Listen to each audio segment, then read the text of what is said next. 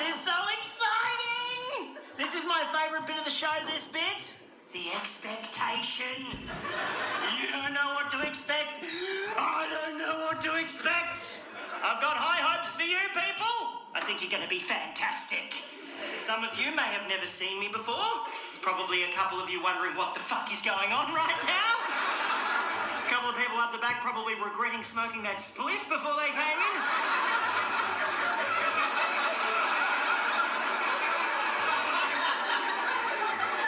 What is that? It's all right, just relax. Throughout the show, I'm probably going to walk from about here over to here. Any further than that, it's going to ruin the magic. All right? And this is pretty much what it's going to look like for the next 56 and a half minutes, so just adjust your eyeballs to this shit accordingly. It's pretty good. We did my tech rehearsal today and we set this lighting state and I was like, that looks good, that looks good. And Stu, my lighting guy back there said, is that it? I was like, no, Stu, we can turn on the lamp as well, like this. Yes. So we did that just to justify Stu's certificate 4 in fucking theatre production. Give it up for Stu! Up the back!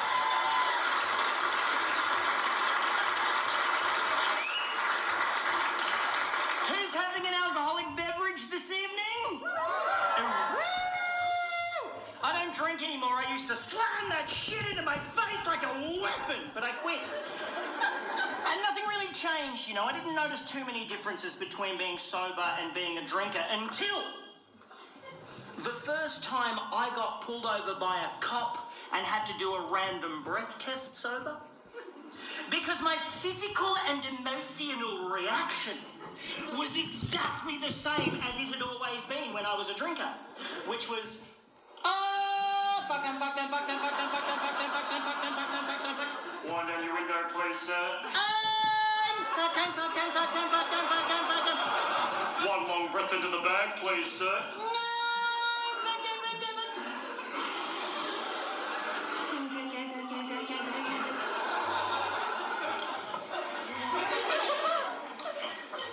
You're free to go, mate. Oh, yeah, I am. And the sense of euphoria I felt was the closest feeling I'd had to being drunk since I quit drinking. Which makes him someone I couldn't give a fuck about. Anyway, she calls me up. The first thing she says, she doesn't say hello. The first thing she says is, Brayden can't have blue. What the fuck? Brayden can't eat blue foods. Apparently this kid, if he eats anything with a blue food preservative in it, he just taps out. That is bullshit. Firstly, don't call your kid Brayden.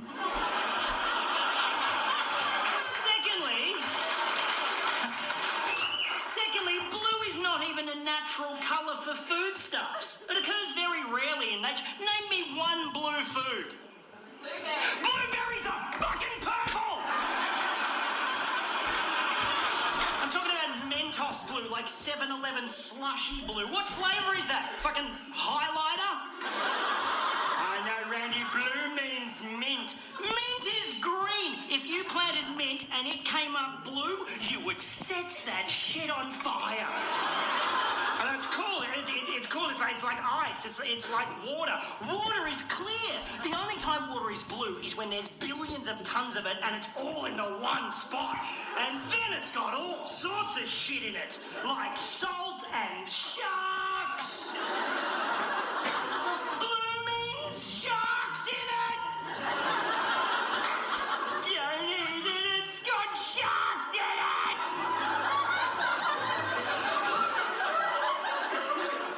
Sharks eat people, it's fucked, but it shits me how they immediately go out and kill the shark. Like, oh, it's gone rogue!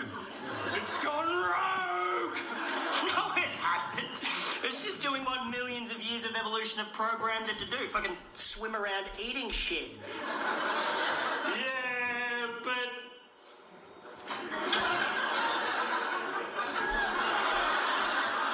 it came into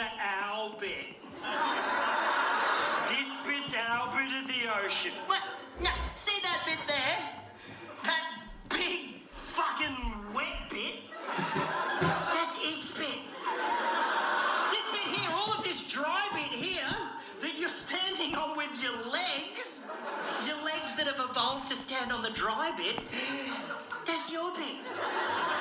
You go into its bit, you're gonna get bit. That's the lesson. Testify.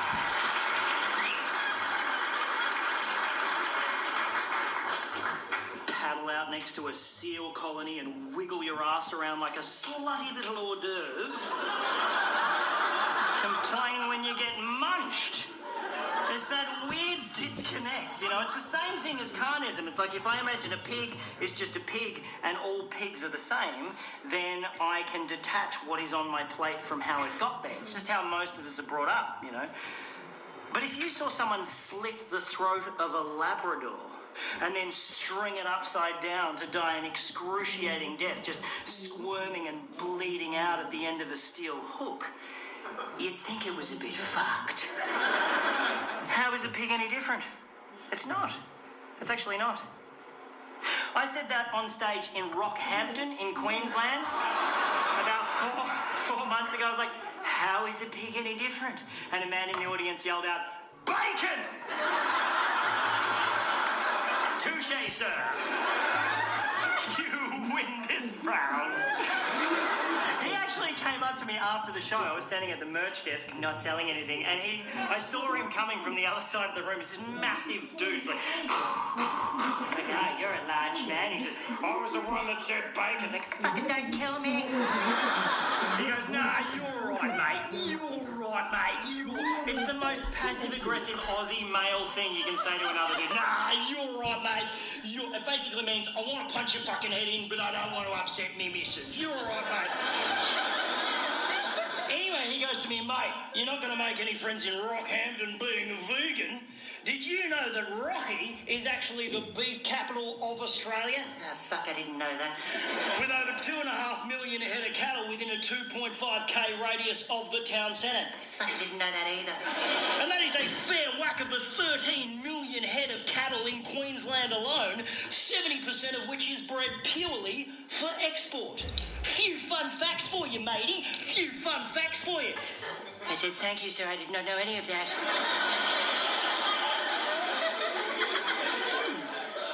Did you know that globally, cows produce 38% more greenhouse gas than every single car, truck, bus, boat, train and plane combined each year?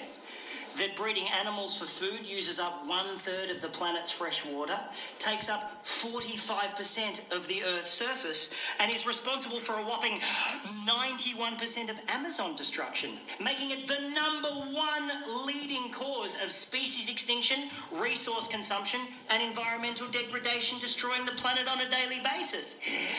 Few fun facts for you, matey! Few fun facts for you! Now, I'm aware this is in danger of becoming a TED Talk at this point. Jeez, there's a lot of statistics. Is it going to be a test? That's right, it's fine. So I'll read the book, all right? I'll read the book.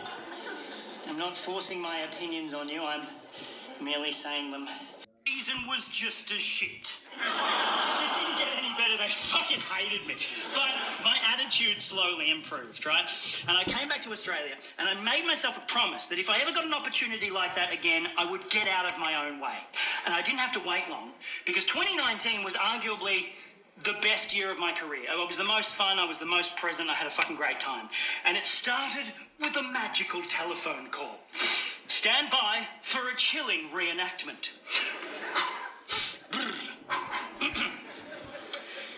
Bring. Bring-a-ty, fuck-a-ty, bring-a-ty, bring.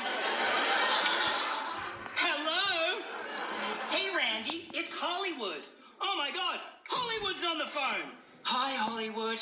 Hey, Randy, we love what you do. You are funny, and believe us, we know funny. But tell me, Randy, why have you never done a reality television program? Oh, come on, Randy. Reality television's not the shame factory it once was. And what is reality if not a commodity? And what is entertainment if not a competition? Here, listen to me, Hollywood. I am not a shill to be bought and sold like a common Pop-Tart. I say good day to you, Hollywood. We will pay you a wage, cover your airfare, and guarantee you a 1-year working visa. Shut up and kiss me, Hollywood. No. That's exactly how it happened. That, my friends, is how I signed on to be a contestant on NBC's feel-good hit of the summer, Bring the Funny, a reality television program in which comedians were competing for $250,000 US. Spoiler alert! I did not win. I did have a really nice time, though. I met some wonderful people, I told a few jokes, and I made it out of there with my anal virginity largely intact. The only time it got a little bit intense was while we were filming the reality portion of the show. Now, they call the interviews with contestants on these reality shows reality. That's what they call the reality bit, right? All the reality shows have them. You know what I'm talking about? Like, oh, and then I thought, well, this souffle is never going to rise. Just want to make my kids proud. Kelly is such a slut. All that, right? They shoot it, they edit it, and they turn the contestants into characters. So you at home can invest in the character and give a shit whether or not they win or lose. Now, everybody on the show gets assigned a story producer. The story producer's job is to make the contestant look interesting, like they've got a compelling backstory. And my story producer fucking hated me. Because you've seen my backstory, it's not good television, you know, there's no drama. And she snapped. 3 weeks in, she just snapped. After me giving her smart-ass responses to every delving question, she just went, Randy, where is the heart? Where is the drama? Where is the hook? And I said, there isn't any. I tell jokes for a living and I sleep like a fucking baby. And she snapped in front of the entire crew and grabbed me by the arm and dragged me off set. And everybody went, ooh. She pulled me out onto the back lot. We were shooting at Universal Studios in Burbank, in California, and she shoved me into a golf buggy, because they all drive around in these little golf carts. She got in and started driving, and I was like, where are we going? And she said, shut the fuck up! And I went, oh, I'm being fired. And this icy feeling just settled in my stomach and I started sweating and I started shaking and I was like, oh fuck, I blew it. I just smart-assed my way out of another opportunity. I got here, this is it, they're going to kick me off the lot, I'm never going to work in America again, my name's going to be dragged through the mud, oh my God, look, there's the Jaws ride. We went through 3 security checkpoints and then 1 massive security checkpoint, and we drove out into this giant courtyard, surrounded on all 4 sides with huge concrete walls, with murals of movie stars painted on all the walls. Ingrid Bergman, Marceline Day, Audrey Hepburn, and Val Kilmer for some reason. In the middle of the courtyard, there was an enormous swimming pool, a bar with a bartender. And she looked at me and said, get the fuck out. So I got out and she just drove off. So I started walking towards this swimming pool, where in the middle of the pool there was a huge, fat, bald man with sunglasses floating on an inflatable pink flamingo. And as I got to the edge of the pool, he lowered his sunglasses and said, I hear you're having trouble finding a backstory, young man. And I said, yes, sir, I don't really have any drama to draw from. And he said, well, you are contractually obligated to find some drama, young man, so hop to it. He nodded to the bartender. The bartender pressed a button on the bar, and suddenly 2 doors opened, one at either end of the courtyard. And out of one of them burst Jason Statham, wielding an axe, naked, covered in baby oil. He just looked at me and said, do whatever it fucking takes! Ah! And I went, ah! And I started running towards the other door, and he was gaining on me, and the man in the pool said, don't come back without a little drama. And I leapt through the door, and it slammed shut behind me, and the axe went into the door. And then I was plunged into pitch darkness, and I crawled on my hands and knees for what felt like an eternity through spiders and mud and rats and shit until finally I emerged from underneath the Hollywood sign, blinking in the blazing Californian sun. And I started to panic. I was like, oh my God, I need a backstory. I don't have a backstory. My parents are still alive. I was never molested. I don't support the troops. What am I going to do? And then I noticed that there was like a 5G mobile telephone tower, and I read somewhere that they like kill bees or something. So I was like, oh, maybe that will give me radiation poisoning. That's a good angle. So I started rubbing myself against this tower. And while I was rubbing myself against the tower, I woke up a homeless man who was sleeping at the foot of the tower, and I was like, oh, he's bound to have a communicable disease, right? So I started sucking his dick, right? So while I was bobbing away, on this homeless man's rancid cock, he started to tell me a story. He said, you know, I was on season 2 of America's Got Talent. What they don't tell you when you leave is that you're too famous to go back to your job, but not famous enough to be actually famous, so no one will hire you. Faster. You think you're going to be the person on reality television that everybody loves, but that's not why we watch. We watch for the failures. We look for the flaws.